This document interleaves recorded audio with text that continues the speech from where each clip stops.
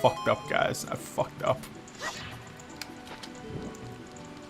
But okay, as for what I was talking about, I thought we needed Din's Fire for this, but we actually don't.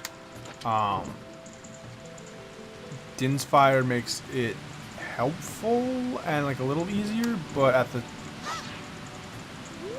okay. But at the same time, not really. Alright, one of these went out. So that one's out. Which means that that one's probably gonna go out in a second. Or does it? Yep.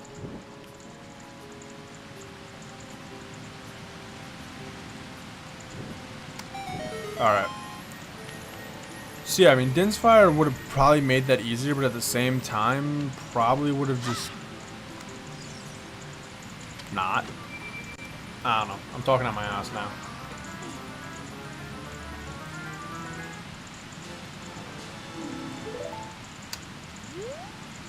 But now that we have another piece of heart, we can just go up, talk to King. Actually, no, we're not. We're just gonna skip talking to King Zora and just go right for the diving game, which is gonna progress the storyline because King Zora actually doesn't do shit.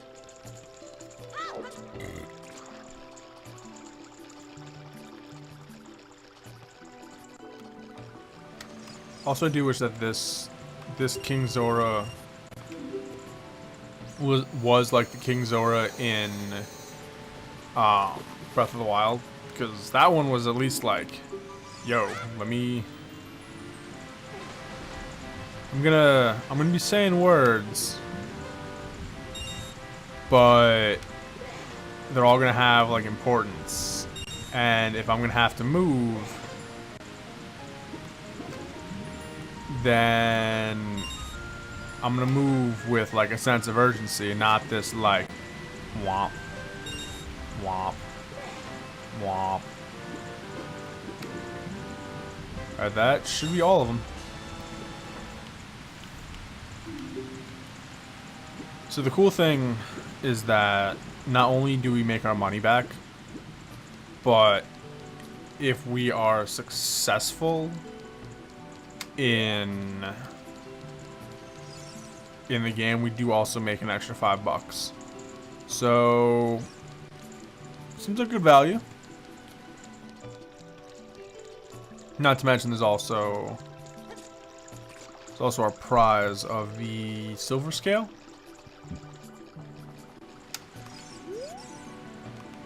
What a graceful dive. Take this. I don't know why the scale is in quotations, because that's like Zora's are fish. Fish have scales. Unless they're like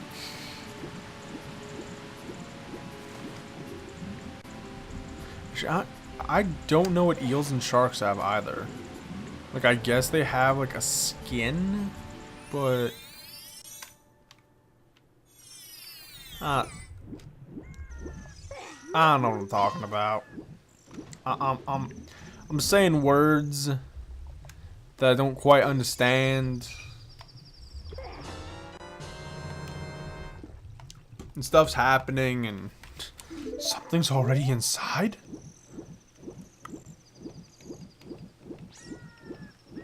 Alright, so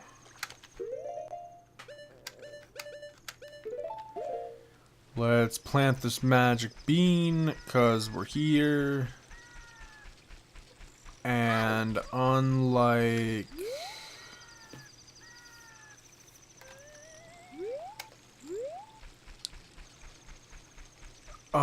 most of the magic beans, that one is actually going to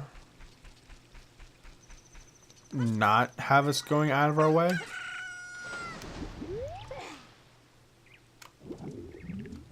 Alright. So the magic beans, we plant them in those specific seed areas, and then when we come back as an adult 7 years later, they've grown into strange floating beanstalky kind of plants. And we can use them basically just to get to certain areas. The one in Kokiri Forest brings us to an area that has a bunch of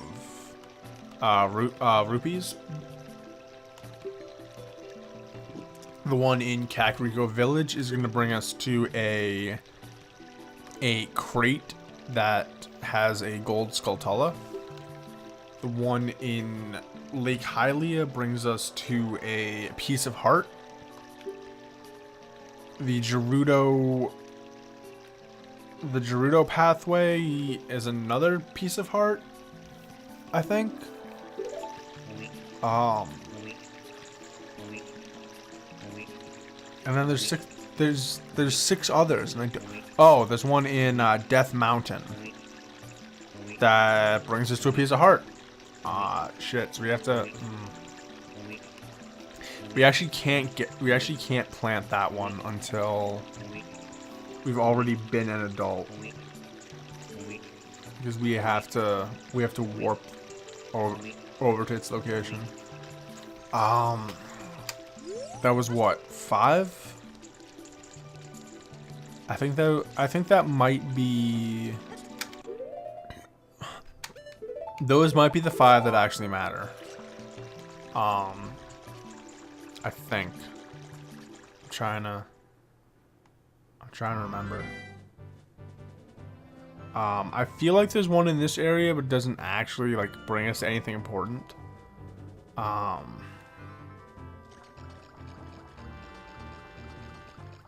then shit.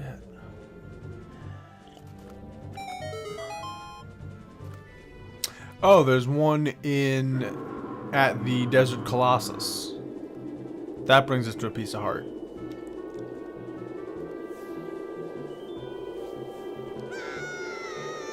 So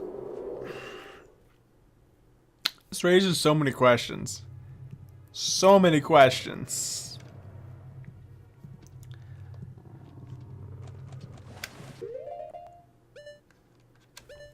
The first, okay, is how come with, like, we get inhaled. Like, just straight up inhaled. Why are we still at the mouth of the beast? That's the easiest question. I don't fucking know. The second question is, if for this little fish, jabu-jabu inhales us, does this happen usually whenever he's fed, or is he just especially hungry and he's like, oh man, I haven't been fed in days, let me just inhale this tiny little fish? Because if that happens usually, then I mean, King Zora would honestly probably been like, oh, Ruto got swallowed by jabu-jabu? It's okay, she just has to like tickle the uvula, she'll walk right out.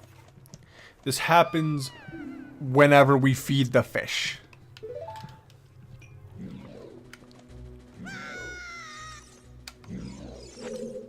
So, does anyone feeding him just get inhaled and have to, like, make their way out? Or do they, like, wait for him? Is there, like, a like, specific feeding time that they set food out while he's, like, swimming in like, his enclosure? And then he comes up and just inhales it so that, you know, you're safe? Also, how much food do you... How much food does that thing need?